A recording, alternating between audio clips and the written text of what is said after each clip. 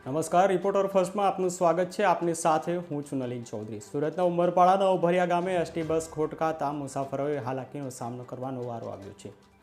મહત્વના સમાચાર સુરતથી કે જે ઉમરપાડાના ઉભરિયા ગામે એસટી બસ ખોટકાતા ટ્રેક્ટરની મદદથી બસને ખેંચવાની ફરજ પડી હતી।